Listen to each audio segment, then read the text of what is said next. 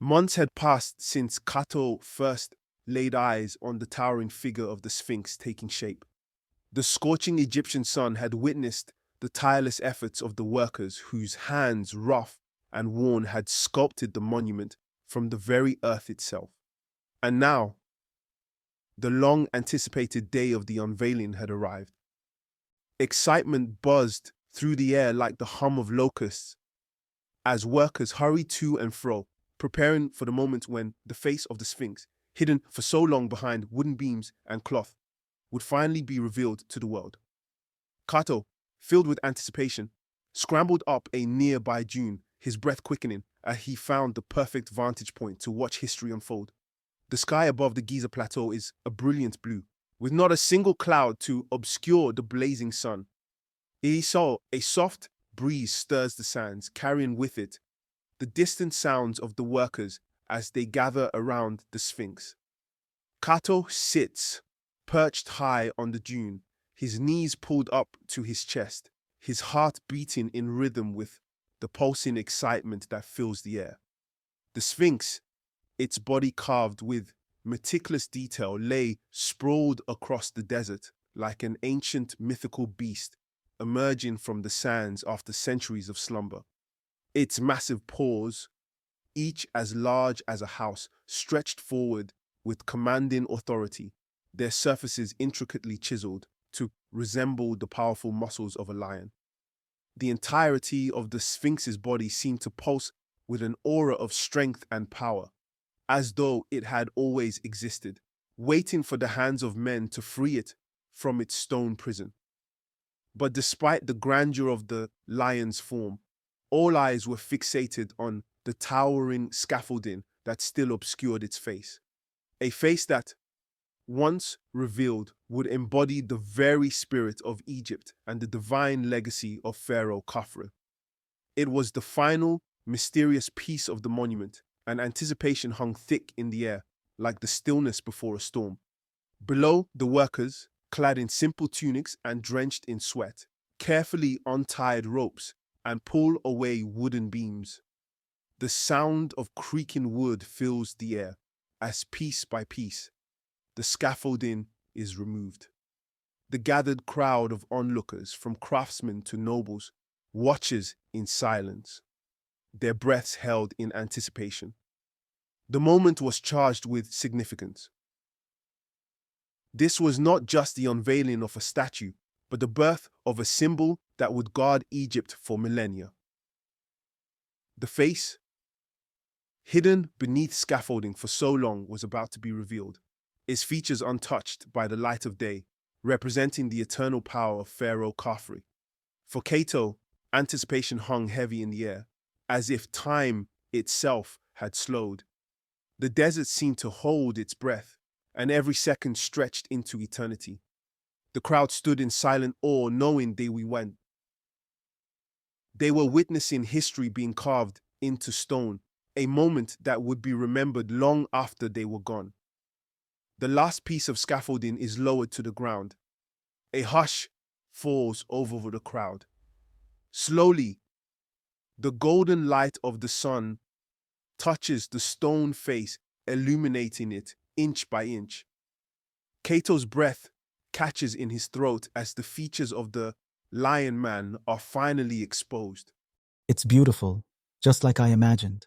The face was magnificent, a perfect blend of human and lion, with the regal features of Pharaoh Khafre sculpted into the stone with a precision that seemed almost divine, as if the gods themselves had guided the hands of the sculptors.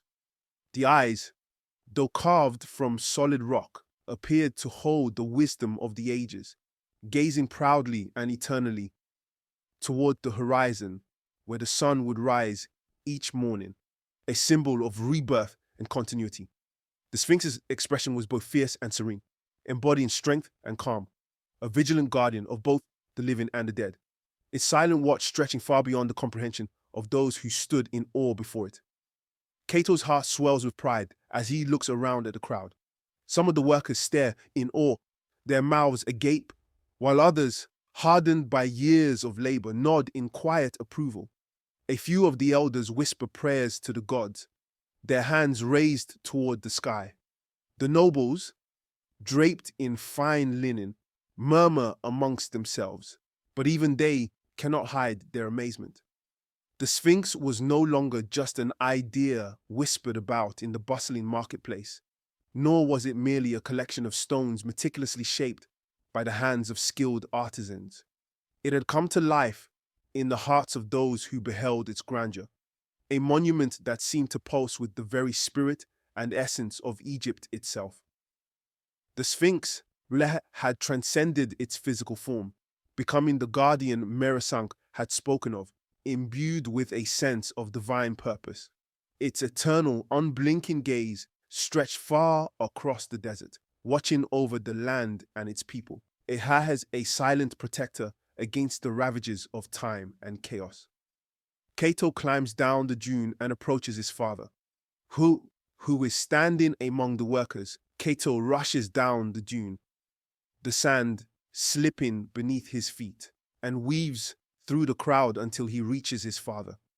His father, a proud yet weary man, stands among the workers, wiping the sweat from his brow. His weathered face is streaked with dirt, but his eyes are fixed on the Sphinx, gleaming with pride. Father, do you think it will last forever? Will the Sphinx always watch over us? The Sphinx is a guardian, Kato. It will watch over this land long after we are gone. It will stand here through storms, wars, and time itself.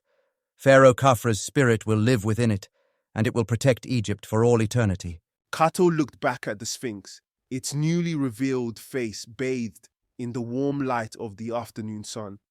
His father's words echoed in his mind, filling him with a sense of wonder and purpose. The Sphinx was no longer just a monument to him. It was a symbol of endurance, of strength, and of the deep connection between man and the divine. As the crowd slowly dispersed, Kato lingered, feeling the weight of history settle around him. He knew that he had witnessed something extraordinary, something that would last for generations to come. As the sun dips low in the sky, casting long shadows across the desert, the Sphinx seems to come alive with the fading light. Its stone features glow in the golden rays of the setting sun, giving it an ethereal presence that leaves Kato speechless. He stands there watching as the day comes to an end, knowing that the Sphinx would still be watching over Egypt when tomorrow's sun rose again. The Great Sphinx, now fully unveiled in all its majestic glory, stood as a silent sentinel over the endless sands of the desert, its stone form bathed in the golden light of the setting sun. It was a monument destined to outlast others, its creators, enduring the passage of time and continuing to inspire awe in all who would come after. For Kato, the Sphinx had become more than just a guardian of Pharaoh Khafre's tomb.